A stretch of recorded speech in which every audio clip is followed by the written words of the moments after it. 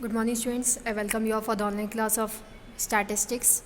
Today I said I will be starting the statistics, so I will be continuing with the new chapter of statistics, that is measures of dispersion. In this chapter students, what do you mean by dispersion first of all? See here last term 1 we have learned center tendency, in which we were learning how to take the averages from the different values, that is mean, median and mode. In that what the drawback was there that we can overcome from the chapter dispersion. Mean, median and mode, all the things are the averages. They will represent a central value from the data. Like for example, a series is there. From the series, one median value will be representing the whole group. But it is very unfair that one number representing the all, though the series will be having some lowest value, too much lowest values, and some numbers has too much highest values. So that differences we can come to know, the variations in the group that can be known from the topic dispersion. So today's our chapter is dispersion, which means the measurement of variations in the group that can be find out not by the central tendency, mean, median and mode, but by the topic dispersion. So you can say dispersion is a tool by which we can find out the differences between the numbers existing in a group. So there can be a number of series whose average may be the same but different from each other in their composition.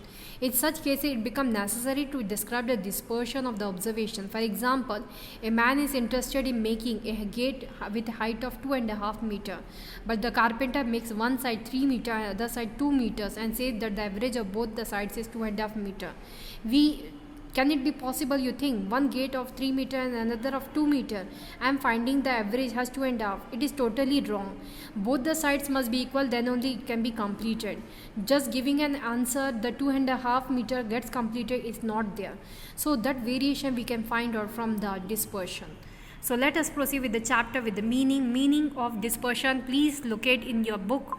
Measures of dispersion helps us to study the dispersion of variation of item, that is the extent to which the item vary from some external central value, that is known as dispersion. That dispersion is a measure of variation of the items. Definition of dispersion, when we see student, the main definition of dispersion are given below. According to Dr. Bowley, he said dispersion is a measure of the variations of the items. According to Kafka, the measurement of the scatter of the mass figures in a series about an average is called measure of variation or dispersion. So meaning of dispersion is very clear. According to Bowley, he said it is a measurement of the variation, the differences in the series of the item, that is known as dispersion. Let us proceed with the next. The study of dispersion is of great significance in practice, as could be well appreciated from the following example. Series A, Series B and Series C, we can see the number of you can see the values which is given in the series. First you see and observe series number A. All the numbers are same, 100. 5 times repeated, so the average came 100 into 5, 500 total, divided by number of observation, that is 5. So the average came as 5. Section B, you can see all the numbers are different from each other. One is 90 and one is the 100, 105. All the numbers are having variation. But when we had total all the variation number, here also the total came 500. And the average definitely 500 divided by 100, 500 divided by 5, it will be coming as 100, because we know the average formula is total sum of all the observation. Whatever observation we don't have to see, we have to sum of all the observation divided by number of observations. So here the same formula when we had utilized, it has showing that 100 divided by 500 divided by 5, it will be showing 100. We are seeing series A and series B is having the same average, that is 100. But the thing is that interior items are different. In A, no issues are there, but in B, many issues will be there, because the number which is smallest, 90, that is also a part of that average 100. Section C, you can see there also 489, 2, 3, 5. There is a lot of difference. 489 so biggest number, and 1 is very smallest in the series. It is having a very great difference, but still the total came 500 of the series, and there the average came 100 again. So what we are observing there, so this variations learning is also very important, because without learning the variation, if we are coming to a result, we cannot conclude by what thing the result had been came. Because if a 2% in a two student in a class scored 90% same marks, but we will be not sure that all the subject they had got the same marks, that's why they got 90. Might be the one child got English full marks and one child got in economics the full marks, but in other subject there are less. So that variations, how could we come to know? Because by knowing that variation only, we can make the child to make improvement in the particular subject to score more than 90%. The child got 90 same marks, we cannot say to improve in all the subjects. We have to make the child to improve in that subject in which they are weak. So that can be known only by the dispersion, not by the average. So to overcome from this problem, dispersion has been made. Now we will proceed with objectives of dispersion or measures of dispersion. The study of dispersion serves the following purposes. Very first, comparative study. When we want to study two or more sets of data regarding the degree of spread of the values or the degree of consistency, then the measure of dispersions are useful. The larger magnitude of dispersion indicates smaller uniformity among the values of the given data. So comparative study says that students, when we want to study more or two or more sets of data, it must be have great degree of spread of the values. Okay, by this comparative study only we can make comparison between two sets of series and we can make improvement. Like example, I had given before 2 minutes only the example how the comparative study can be done. Okay, let us proceed with the next topic, comparison, that is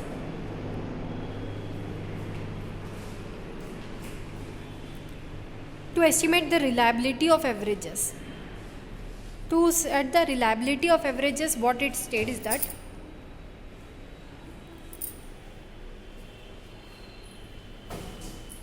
two sets of data, if it is given, how much they are dependent on each other, that can be known from the dispersion.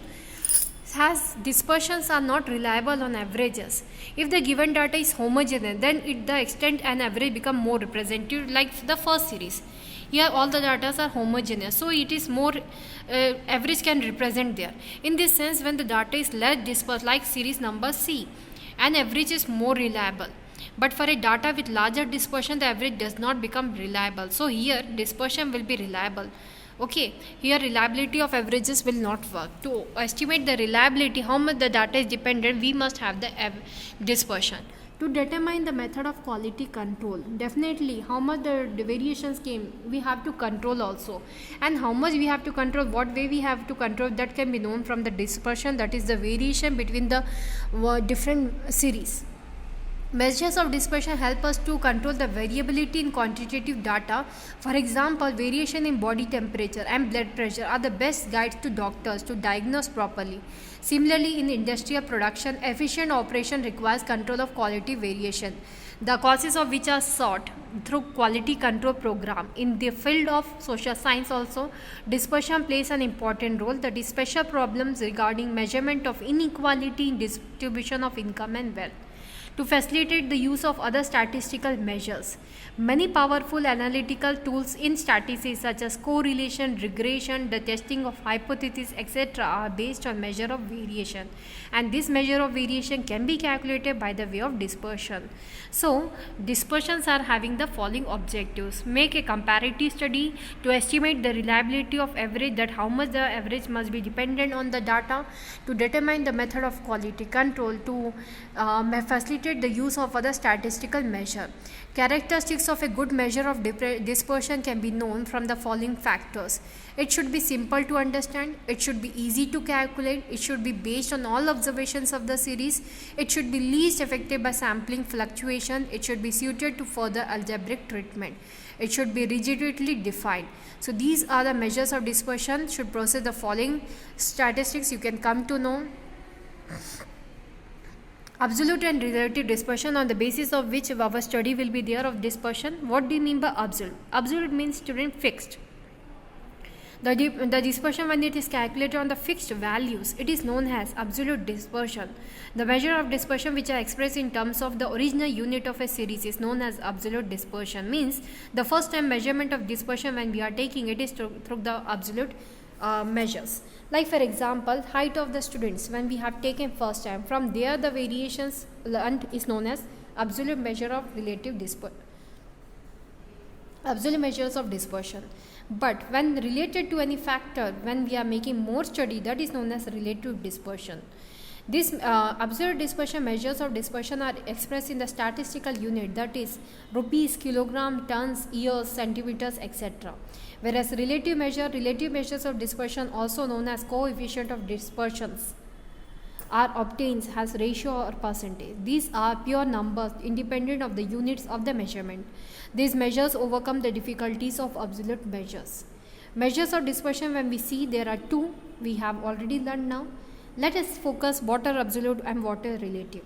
When we see absolute measure, range, interquartile range, mean deviation, quartile deviation, standard deviation, these are all absolute measure because these are calculated directly from the data given to us. Relative measures can be calculated when we are having the absolute measures calculation. It means coefficient of range, if we want to take, we have to depend on range. That is the absolute measure, direct calculation. Okay, mean deviation, coefficient of standard deviation, if we have to know, we have to calculate mean deviation. Okay, from there we can find out. Coefficient of variation, standard deviation must be known. So this all thing can be calculated only when the absolute measures are taken. Lorentz curve is a graphical method of measuring dispersion. Range IQR and QD are categorized into dispersion from spread of values, whereas MD and SD are dispersion from averages. Range. This year it has been included. Last year 30% reduction, it was removed. Now it is completely added up. Range, when we see student, what do you mean by range? In a series, as I said, when average is taken, it is representing the whole group. Either the number is lowest or higher, it doesn't matter. It is taking a particular value which will represent the whole series.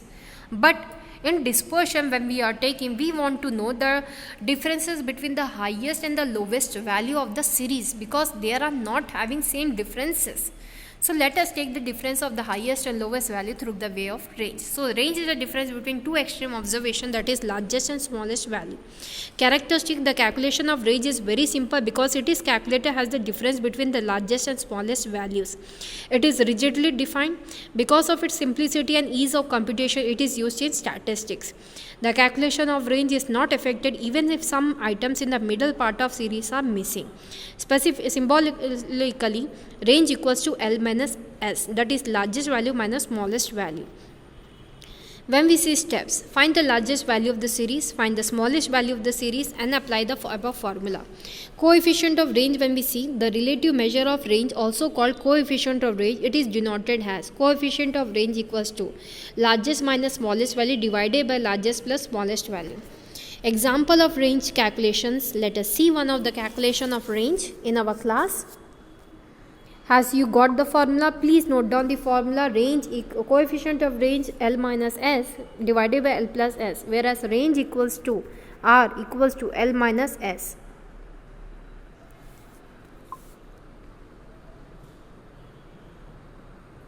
You can see formula R equals to L minus S, largest minus smallest.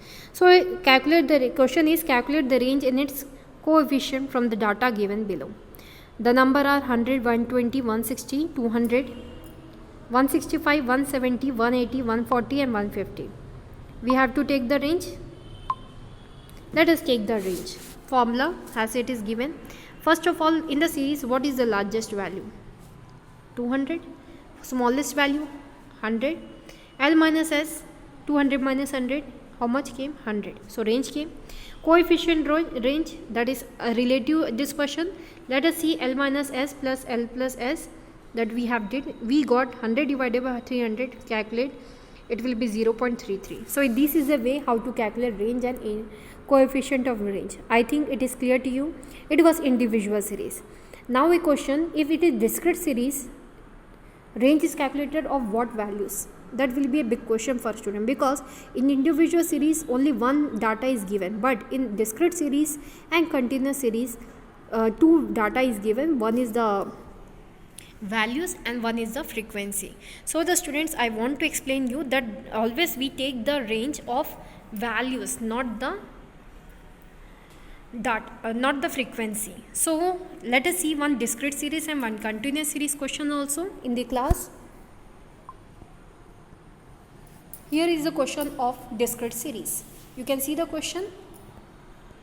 Calculate the range and its coefficient from the following data. Example number 2. Marks, number of students are given. So number of students you don't have to observe. Marks you have to see. Highest marks in the class 75.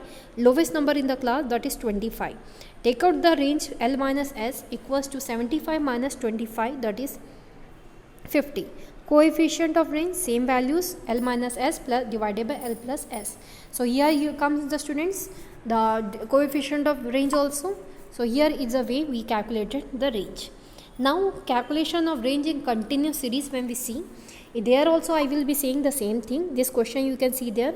Find out range and its coefficient from the following data. Wages, number of workers you can see there. Make a screenshot of the questions if you are getting too fast the things are going. So take the screenshots of the questions. Find out range and its coefficient from the following data. Wages is given 50 to 60, 60 to 70 and so on. Number of workers given 7, 9, 18, 13 and 19. To take out the range in continuous series, students, what we can do there? First, number of workers is a frequency, so we don't have to take the frequency, we have to take the highest and lowest values. So there the highest and lowest value, highest worker, highest wage is 100, lowest wage is 50 in this series. So take the difference L minus S, 100 minus 50, that is 50 is the range. Coefficient, same formula, L minus S divided by L plus S. So here this is the coefficient of range. So this way student you calculate the range. For today's class this much only. One homework for you people, note down this question. Find out the largest value with the help of following information. Smallest value given, largest value you have to find, L you have to find. As you know, the formula of range is L minus S. S is not given. In this question coefficient of range is given. So try to apply the formula of coefficient of range and calculate the largest value, because if you apply the range formula, definitely R also you don't know and L also you don't know. So better to take the formula coefficient of range, that is L minus S divided by L plus S. You get the value of largest value. For today's class this was the homework. Thank you and have a nice day.